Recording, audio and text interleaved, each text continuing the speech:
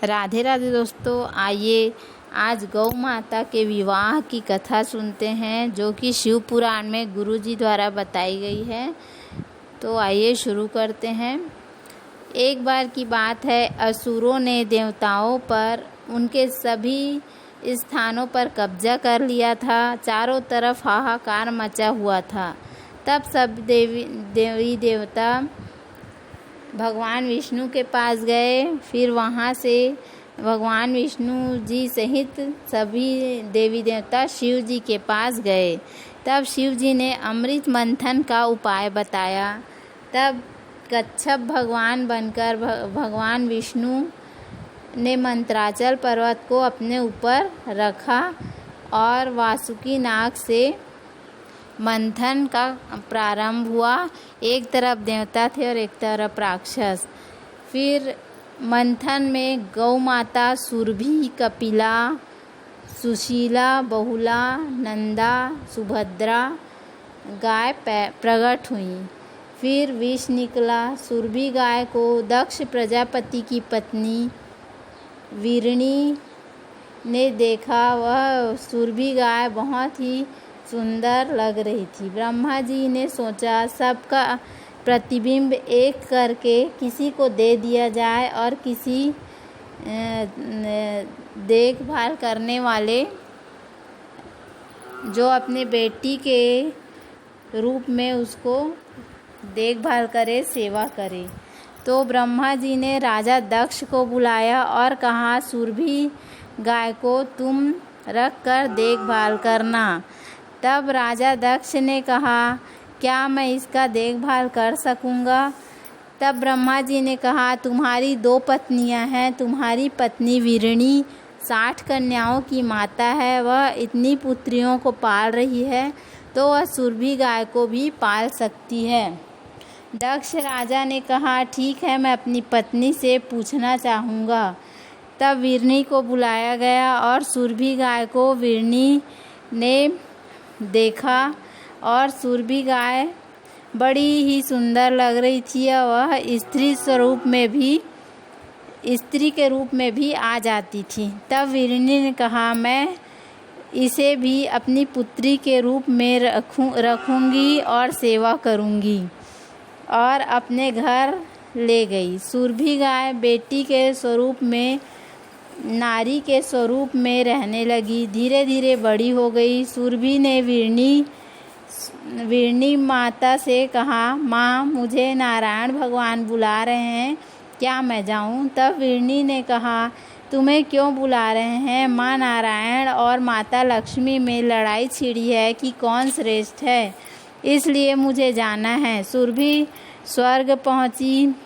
तब नारायण जी ने कहा, सुरभि, मुझे तीर्थ में जाना है। मैं अपने स्वरूप में नहीं जा सकता, इसलिए मैं तुम्हारे अंदर बैठकर जाऊंगा। तब सुरभि गाय के अंदर भगवान नारायण स्थापित होकर उनके अंदर प्रवेश करके तीर्थ में चले गए। और 7-8 दिन बीत जाने पर भी भगवान नारायण जब वापस नहीं आए, तब माता लक्ष्मी को चिंता हुई। तब उन्होंने देवताओं से यह बात बताई। सभी देवता सारे तीर्थों में भगवान नारायण को ढूंढने लगे और सारे देवता सुरभि गाय के अंदर प्रवेश कर गए। एक दिन भगवान नारायण आए बैकुंठ। तब माता लक्ष्मी जी ने पूछा, आप कहाँ जाते हो? तब भगवान ने कहा, मैं तीर्थ करने जाता हूँ। और कौन कौन जाता है? माता लक्ष्मी ने पूछा। तब भगवान नारायण ने कहा, भोलेनाथ, गणेश जी, कार्तिकेय और अन्य सारे देवी देवता सभी जाते हैं। तब माता लक्ष्मी ने कहा, मुझे भी जाना है। तब भगवान ने कहा कि सुरभि गाय के शरीर में अब जगह नहीं है। अगर जाना है तो गोबर में प्रवेश करो, तब आप तीर्थ में जा सकते हो। तब भोलेनाथ ने आशीर्वाद दिया कि गोबर से यदि जो मुख्य द्वार या पूजा का स्थल पर लिपाई हो वहाँ पर लक्ष्मी जी का वास होगा। सुरभि गाय वापस अपने माता के यहाँ चली गई। जब राजा दिलीप एक बार सुरभि गाय को देखकर प्रणाम नहीं किए तब गाय ने श्राप दे दिया कि तुम्हारा घर में वंश नहीं बढ़ेगा। तब राजा दिलीप परेशान हुए संतान नहीं होने के कारण। तब राजा दिलीप ऋषि के पास गए और उन्होंने कहा कि तुमने गौ माता का अपमान किया है, जाओ इस नंदिनी गाय को ले जाकर सेवा करो, पालन करो, तब तुम्हारा पाप कटेगा। राजा दिलीप गौ माता की सेवा करने के लिए गौ माता को अपने साथ लेकर चले गए। एक दिन राजा दिलीप गौ माता को चराने के लिए ले गए थे, तब सामने एक शेर आ गया। राजा दिलीप शेर के सामने जाकर कहा कि तुम मुझे खा लो मगर इस गौ माता को मत खाना।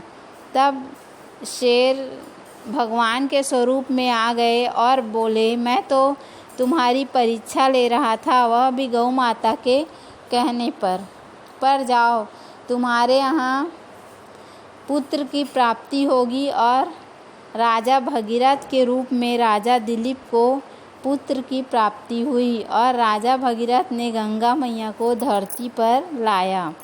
सुरभि गाय वापस अपने माता पिता के पास आ गई। कभी कन्या के रूप में रहने लगी, कभी गौ माता के रूप में। एक बार सुरभि गाय अपनी बहनों के साथ जा रही थी, तब कश्यप ऋषि संध्या करने के लिए बैठे थे। तब सुरभि गाय के रूप में सुरभि गौ माता ने कश्यप ऋषि को संध्या करते देखा। सुरभि गाय प्रसन्न होकर अपना दूध जमीन पर गिराने लगी। दूध बहकर कश्यप ऋषि के पास चला गया। उसके सुगंध से कश्यप ऋषि के पास पहुंची और ऋषि ने उसका गंध शंकर जी को अर्पित कर दिया। तब शंकर जी प्रसन्न होकर प्रकट हो गए और कश्यप ऋषि से कहा, मांगो, क्या मांगना है। ऋषि ने कहा कि मुझे तो इसकी सुगंध अच्छी लगी तो मैंने आपको दे दी, मुझे कुछ भी नहीं चाहिए। तब शिव जी ने कहा कि तुम सुरभि गाय से विवाह कर लो।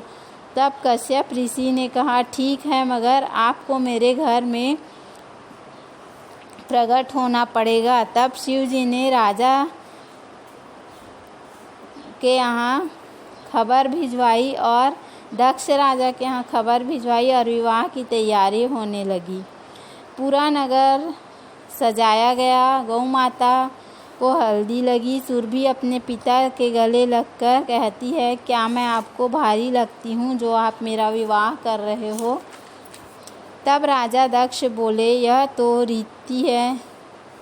दक्ष राजा ने गौ माता सुरभि को मंडप में लेकर गए और बेटी का कन्यादान किया। राजा दक्ष और वीरणी ने कन्यादान किया और विवाह संपन्न हुआ। बोलो गौ माता की जय। बोलो भोलेनाथ पार्वती मैया की जय।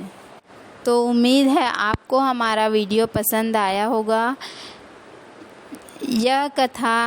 इस कथा को पितृपक्ष में सुनने मात्र से पितरों को मोक्ष मिलता है और जिस घर में यह कथा सुनी जाती है उस घर में कभी भी पितृ दोष नहीं लगता।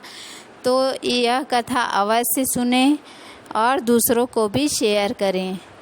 और यदि हमारा वीडियो पसंद आए तो प्लीज़, आप लोग लाइक नहीं करते, हम बहुत मेहनत करते हैं, तो आप लाइक करें और शेयर भी करें और सब्सक्राइब करना ना भूलें। यदि